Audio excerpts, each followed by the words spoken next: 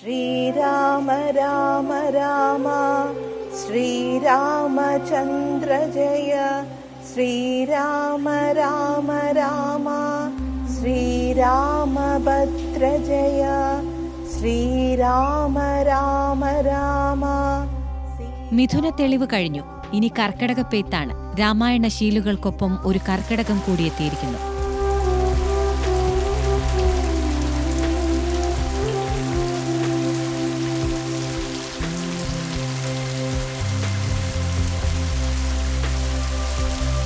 തോരാ മഴ പെയ്യുന്ന കർക്കടകം മലയാളികൾക്ക് പഞ്ഞക്കർക്കടകവും കള്ളക്കർക്കടകവുമാണ്.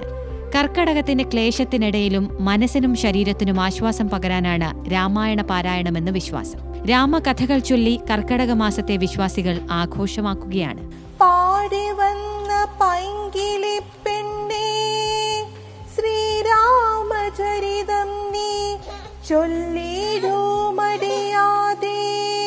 കർക്കടക സംക്രാന്തിക്ക് മുൻപ് വീടും പരിസരവും വൃത്തിയാക്കി കലിയെ അകറ്റി ശ്രീഭഗവതി അകത്ത് പ്രതിഷ്ഠിക്കണം. ചേട്ടയെ പുറത്താക്കി ശീപ്പോത്തിയെ വീടിനകത്താക്കുന്നതോടെ കർക്കടകത്തിലെ പ്രധാന ചടങ്ങുകൾക്ക് തുടക്കമാകും.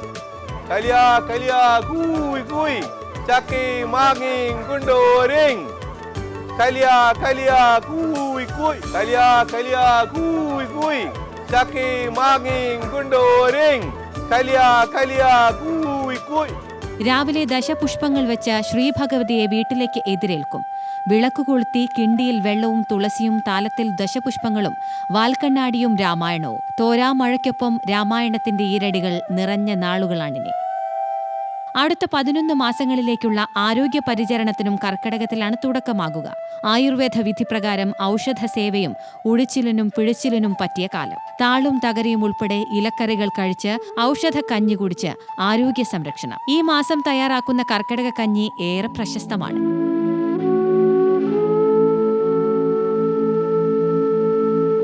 മുക്കൂറ്റി, പൂവാങ്കുറുന്തില, കറുക, നിലപ്പന, കുറുന്തോട്ടി, തുളസി എന്നിങ്ങനെയുള്ള ഔഷധ സസ്യങ്ങൾ ചേർത്താണ് കർക്കടക കഞ്ഞി തയ്യാറാക്കുക. രോഗങ്ങളെ പ്രതിരോധിക്കാൻ മനസ്സിനും ശരീരത്തിനും പരിചരണം നൽകുന്ന കാലം. കർക്കടകം കഴിഞ്ഞാൽ ദുർഘടം കഴിഞ്ഞു എന്നൊരു ചൊല്ലുണ്ട്. വറുതിയുടെ കാലം കടന്ന് സമൃദ്ധിയുടെ ഓണക്കാലത്തിനായുള്ള കാത്തിരിപ്പ് കൂടിയാണ് മലയാളികൾക്ക് കർക്കടകം. ക്യാമറ പേഴ്സൺ അരുൺ പുതുപ്പാടിക്കൊപ്പം ദിലിഷ തിലകൻ, ന്യൂസ് മലയാളം, കോഴിക്കോട്.